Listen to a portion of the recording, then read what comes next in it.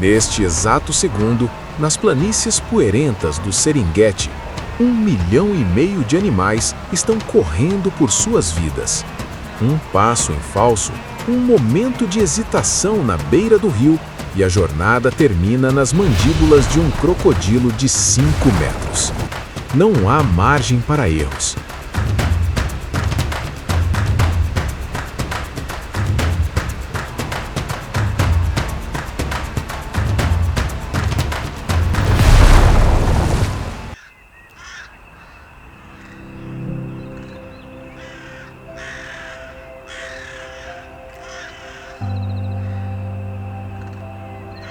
Mas o caos não acontece apenas na Terra.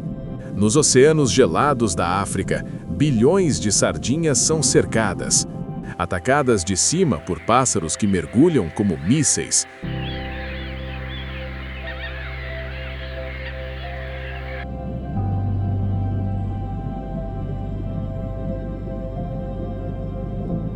E de baixo por tubarões, golfinhos e baleias famintas. É um massacre em escala industrial, onde a única defesa é se perder na multidão.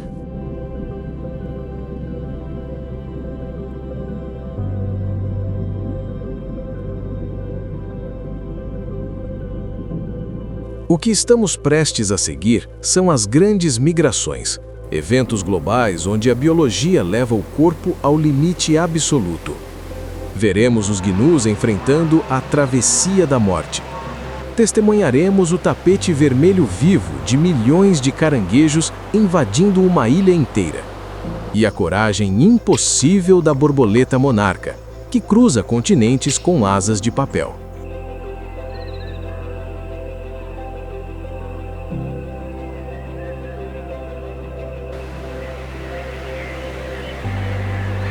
Estes animais não viajam por escolha. Eles são reféns de seus próprios estômagos e instintos. Eles marcham através de tempestades de neve no Ártico, atravessam desertos escaldantes e navegam por oceanos sem fim. Para o predador, é a chance de um banquete fácil. Para o viajante, é uma maratona mortal.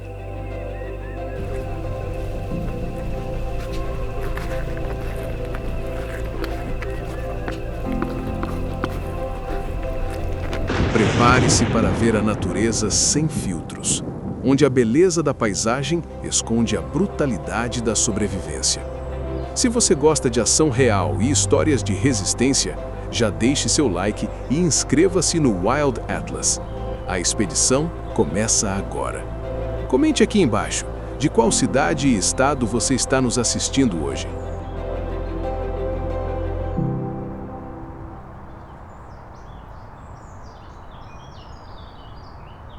No sul do Serengeti, o ano começa com uma ilusão de paraíso.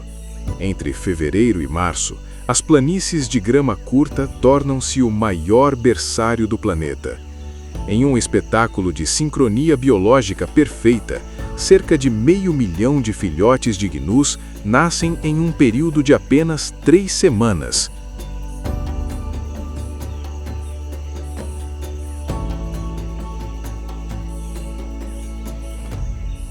Eles já nascem desafiando as probabilidades.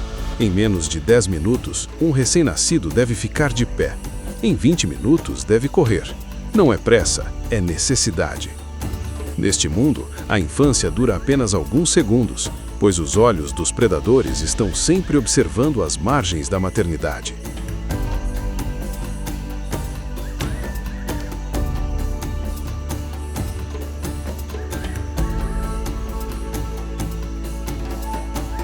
Mas a verdadeira ameaça não tem dentes. Ela vem do céu. Ou melhor, da falta dele. À medida que maio se aproxima, as chuvas cessam abruptamente. O sol equatorial castiga a terra. A grama rica em minerais, vital para as mães lactantes, seca e morre, transformando o pasto verde em um tapete de palha estéril.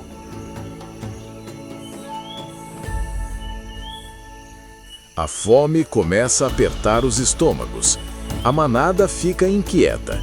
Eles sentem uma mudança na pressão atmosférica, captando o cheiro distante de umidade vindo do norte, a centenas de quilômetros de distância. É um chamado químico irresistível. O instinto ancestral assume o comando. É hora de partir.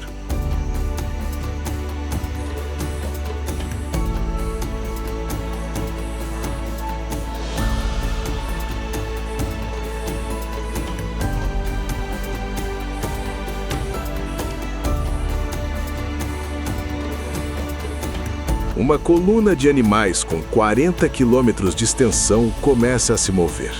Um exército de 1,5 milhão de gnus, reforçado por 200 mil zebras e gazelas. Eles não marcham em silêncio. O som de milhões de cascos cria um tremor de terra constante. E a nuvem de poeira que levantam serve como um sinal de fumaça para todos os carnívoros da região.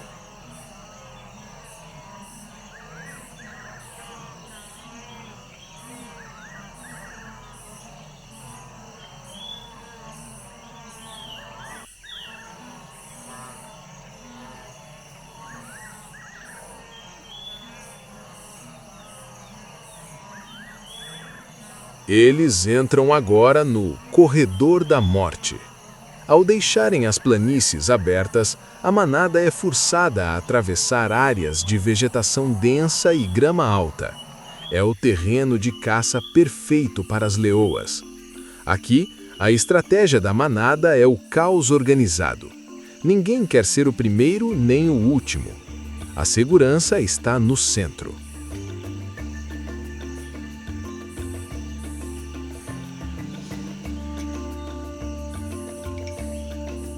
As emboscadas são brutais e cirúrgicas. Famílias são separadas na confusão. Para o predador, esta é a época da fartura, o único momento do ano em que a comida vem até eles. Para os gnus, é uma loteria macabra onde o bilhete premiado é viver mais um dia.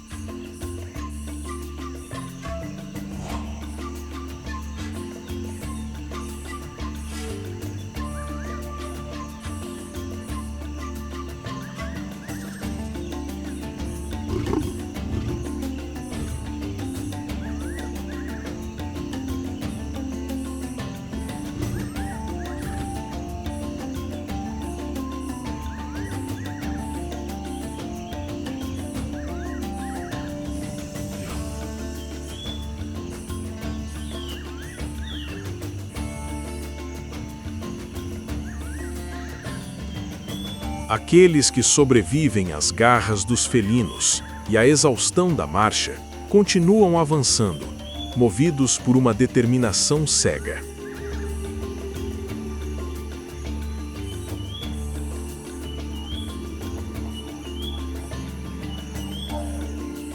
Mas o horizonte guarda um segredo sombrio. O cheiro de água fresca fica mais forte, prometendo alívio, mas escondendo o maior de todos os perigos. Eles estão se aproximando do rio Mara.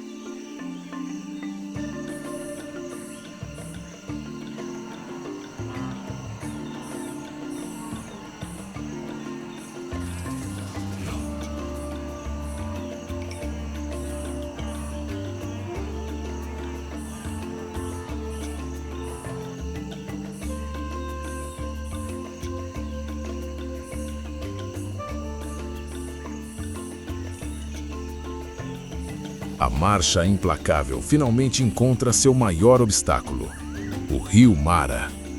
Para nós, parece apenas um curso d'água barrento serpenteando pela paisagem. Para a manada, é a fronteira final entre a vida e a morte. E o rio não está vazio.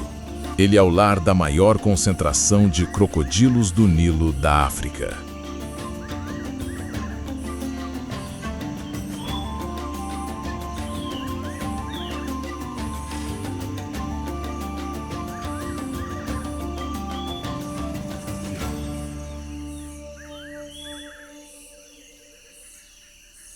Estes não são predadores comuns, são monstros blindados que podem ultrapassar 5 metros de comprimento e pesar quase 1 tonelada.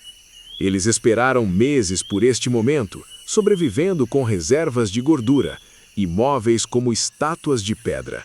Mas agora, as vibrações dos cascos na margem funcionam como um sino de jantar tocando nas profundezas.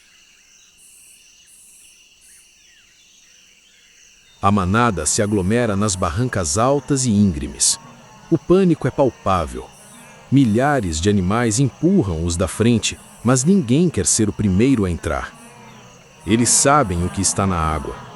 O instinto grita perigo, mas a fome e a pressão da multidão atrás gritam avance. É um impasse psicológico agonizante. Então, acontece.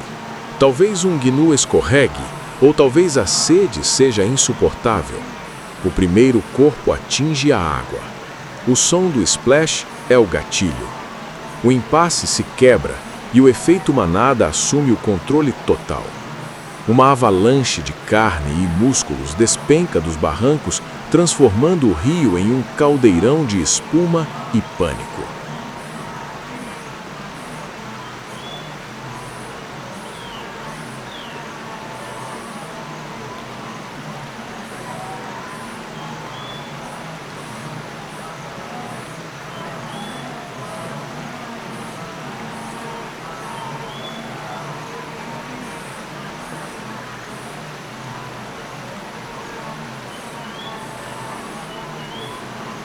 Os crocodilos atacam. Não há estratégia complexa aqui, apenas força bruta. Eles disparam como torpedos. Quando as mandíbulas se fecham, elas travam com uma pressão capaz de esmagar ossos como gravetos. A técnica é antiga e infalível: o giro da morte.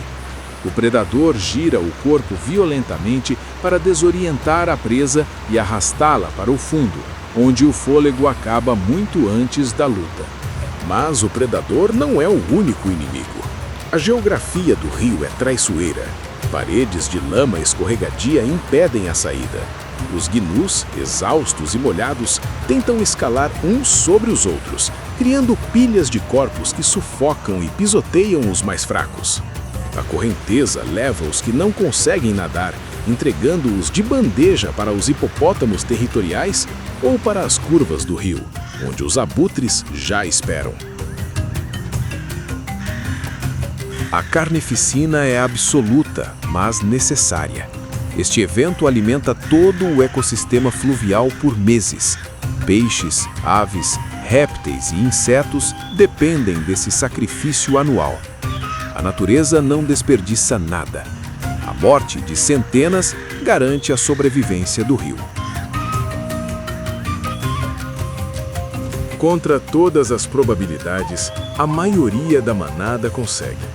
Eles emergem do outro lado, molhados, trêmulos, mas vivos.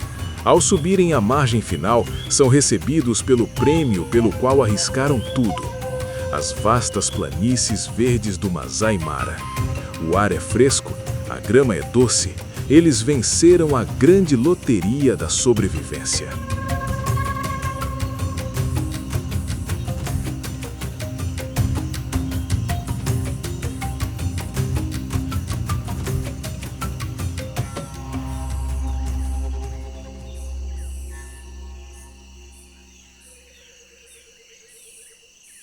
A paz retorna momentaneamente ao rebanho.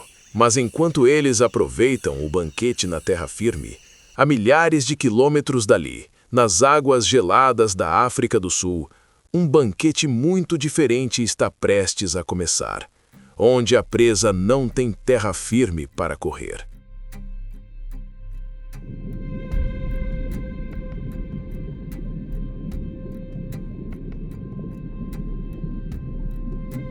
Deixamos a poeira vermelha da savana e viajamos para o sul, onde o Oceano Índico encontra o Atlântico. Aqui, nas águas geladas da costa selvagem da África do Sul, está acontecendo uma mobilização que faz a manada de gnus parecer pequena. A Sardine Run.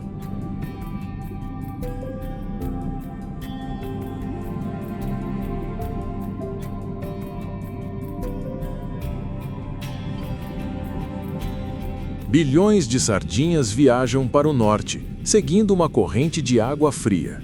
Juntas, elas formam cardumes que podem ter 7 quilômetros de comprimento e ser vistos por satélites. É a maior biomassa em movimento do planeta. Para a sardinha individual, o cardume é a única proteção. Elas acreditam que, escondidas entre milhões de irmãs, estão seguras.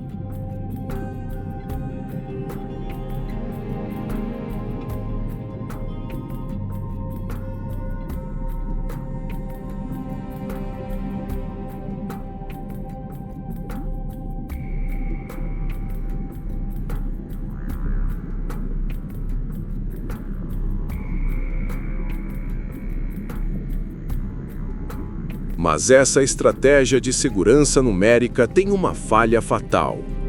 Um grupo tão grande cria uma perturbação no oceano que não pode ser escondida.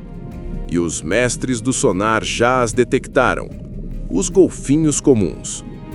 Eles chegam aos milhares, formando supergrupos que patrulham o mar como uma força aérea subaquática.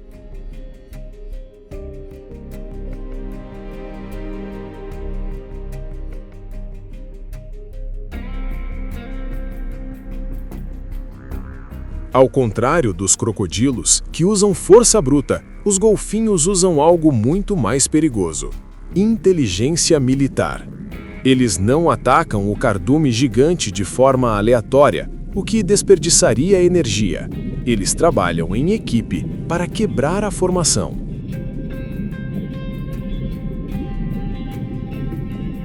Usando bolhas e movimentos rápidos, eles cortam uma seção do cardume principal, isolando alguns milhares de peixes. Eles empurram essas sardinhas para a superfície, usando a barreira de ar acima como uma parede de prisão. O cardume isolado entra em pânico e forma uma estrutura defensiva desesperada, a bola de isca.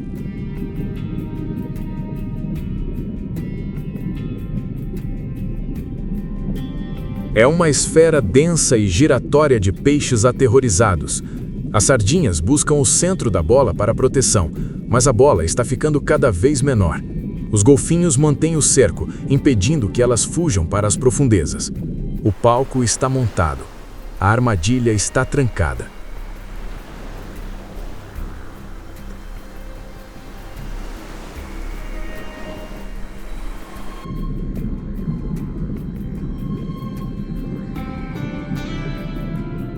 Mas os golfinhos não caçam sozinhos. Ao empurrarem os peixes para a superfície, eles inadvertidamente convidam outros jogadores para a mesa. Do céu, olhos penetrantes observam a mancha prateada brilhando sobre o sol. A Força Aérea está prestes a entrar em combate.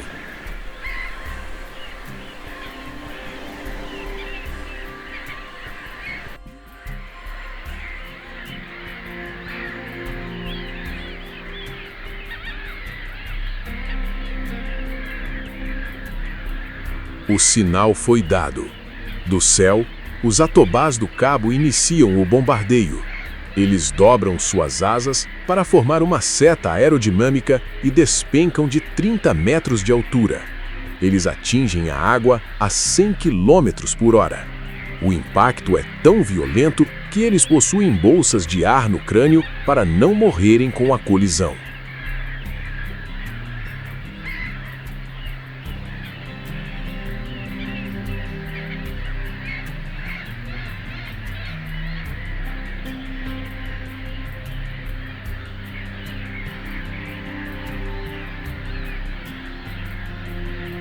Para as sardinhas, é um pesadelo. Elas estão presas na superfície pelos golfinhos, e agora o teto está caindo sobre elas. O cardume se aperta ainda mais, girando freneticamente. Mas o barulho e o cheiro de sangue na água atraem os pesos pesados das profundezas.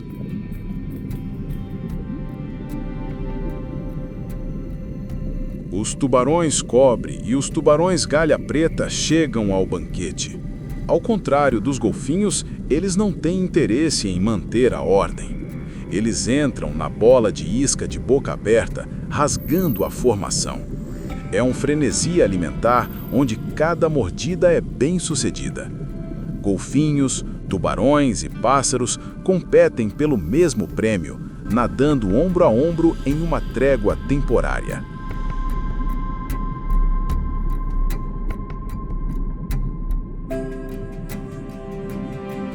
Um titã desperta. A baleia de Bright, um gigante de 15 metros e 20 toneladas, surge do abismo como um submarino nuclear. Ela não está aqui para pegar um peixe de cada vez. Ela quer tudo.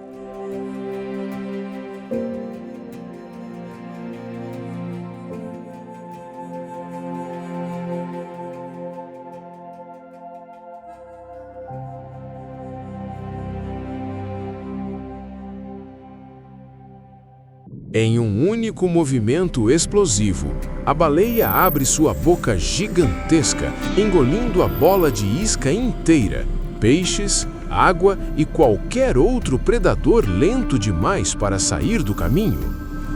Em um segundo, o banquete acabou. Onde havia milhares de vidas, agora resta apenas o silêncio e algumas escamas brilhando como purpurina na escuridão azul.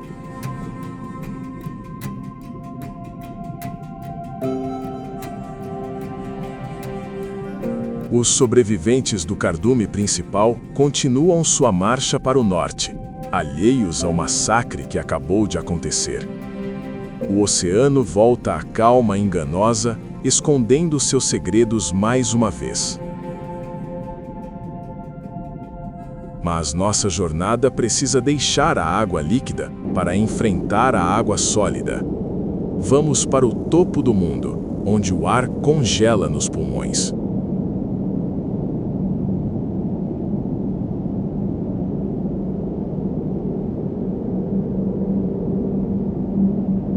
Do calor tropical, somos transportados para o fim do mundo, a Antártida, o continente mais frio, seco e ventoso da Terra.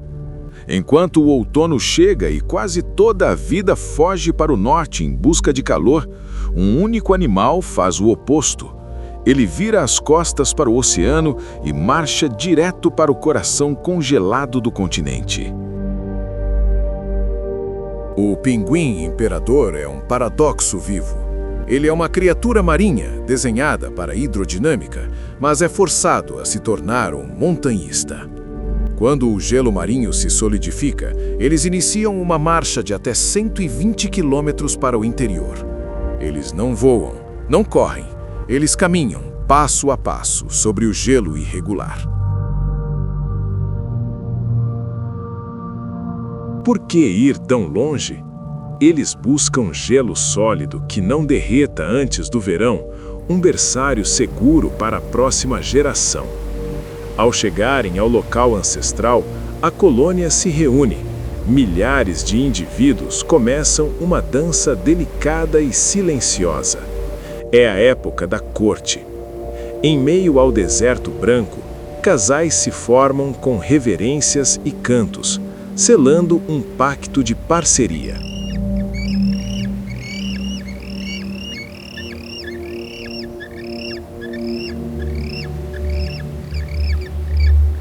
O resultado dessa união é único e precioso.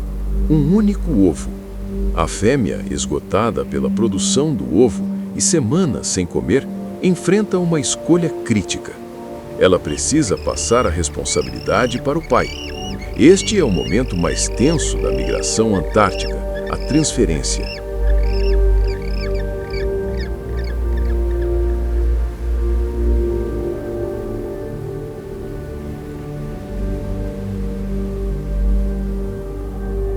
O chão é lava congelada. Se o ovo tocar o gelo por mais de alguns segundos, o embrião morre congelado instantaneamente.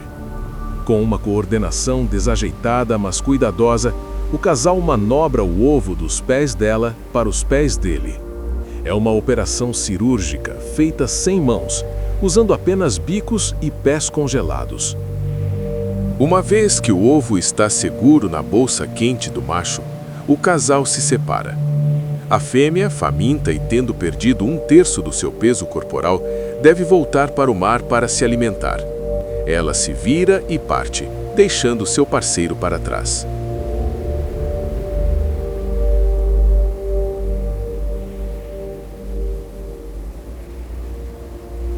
Agora, os machos estão sozinhos. Não há comida, não há água, apenas o inverno antártico que se aproxima com fúria total. Eles não migram para fugir do frio, eles migram para suportá-lo. E a pior tempestade da Terra está prestes a cair sobre suas cabeças.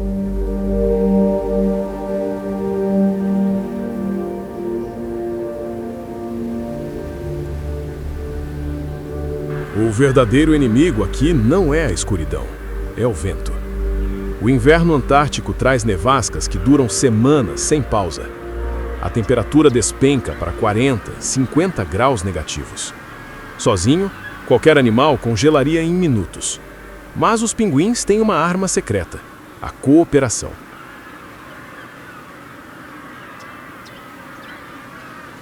Eles formam uma barreira viva. Milhares de machos se apertam ombro a ombro em uma formação compacta. É uma engenharia térmica perfeita. No centro do grupo, o calor pode chegar a 30 graus positivos, enquanto a periferia enfrenta a fúria da tempestade. Ninguém fica no conforto para sempre. A colônia gira num movimento lento e contínuo. Quem está no centro migra para a borda para proteger o grupo, e quem está na borda é empurrado para o calor. É uma democracia gelada, onde o egoísmo significa a morte de todos. Após 2 meses de jejum absoluto e resistência, o milagre acontece. O ovo se quebra. O filhote nasce no mundo mais branco e hostil do planeta. O pai, mesmo faminto, usa suas últimas reservas para regurgitar uma secreção leitosa. É a primeira e única refeição que ele pode dar.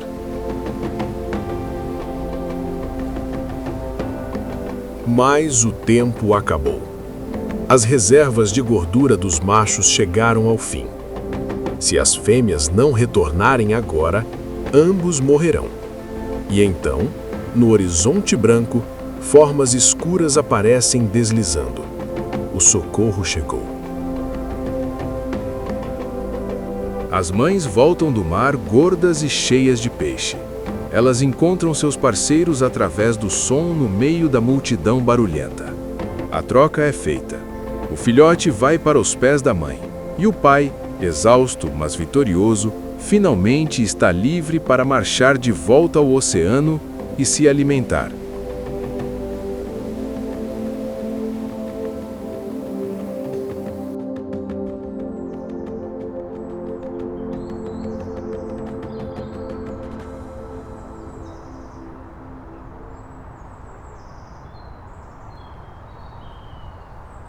Mas a migração não é exclusiva dos mares ou do gelo.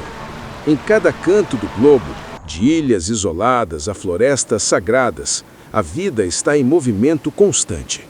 E algumas dessas jornadas desafiam a própria imaginação. No México, as florestas de pinheiros não são verdes, elas são laranjas.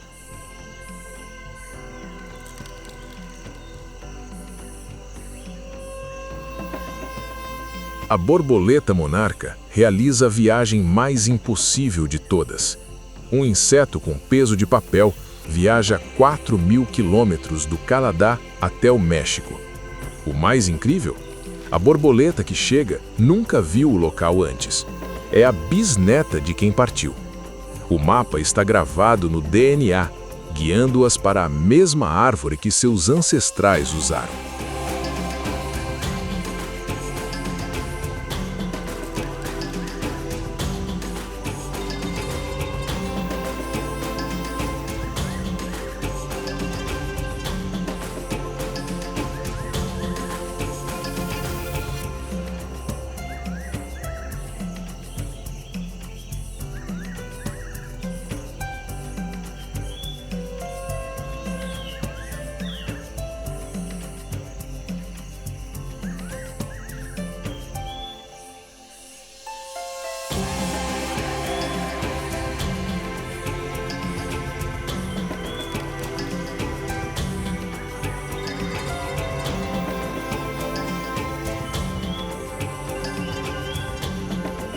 Do ar, descemos para a Terra, em uma ilha perdida no Oceano Índico.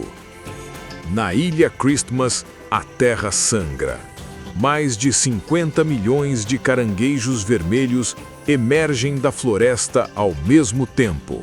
Eles cobrem estradas, pontes e quintais, paralisando a ilha inteira em sua marcha para o mar.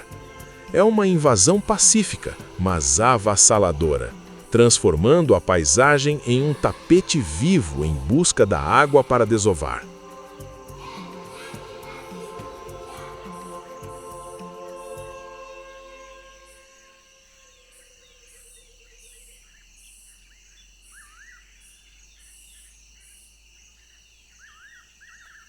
E nos desertos de Botsuana, os gigantes também caminham. As manadas de elefantes, guiadas pela memória infalível das matriarcas, atravessam centenas de quilômetros de poeira em busca do delta do Okavango.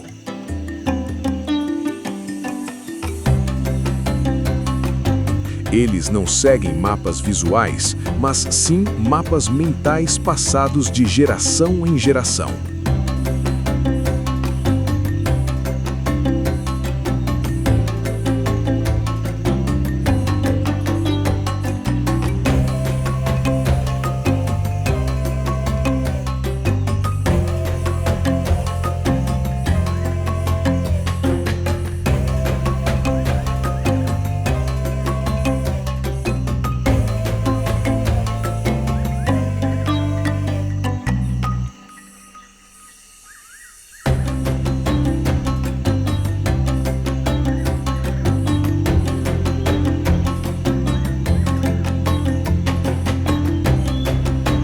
Do menor inseto ao maior mamífero, a regra é clara.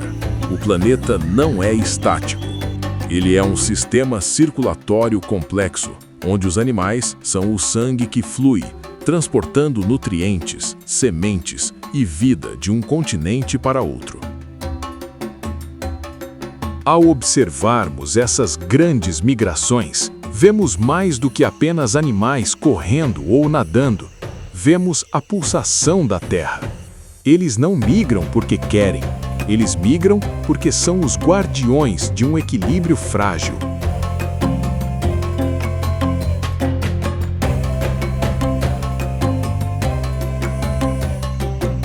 Seja enfrentando os crocodilos no mar, o gelo da Antártida ou a vastidão do oceano, a mensagem é única. A vida é resiliente. Ela sempre encontrará um caminho.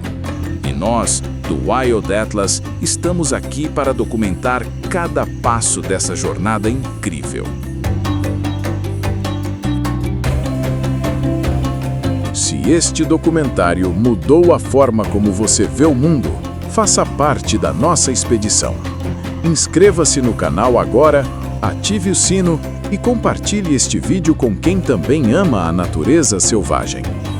O mundo é vasto e ainda temos muitos segredos para mapear. Eu sou o seu guia nesta aventura. Nos vemos na próxima fronteira.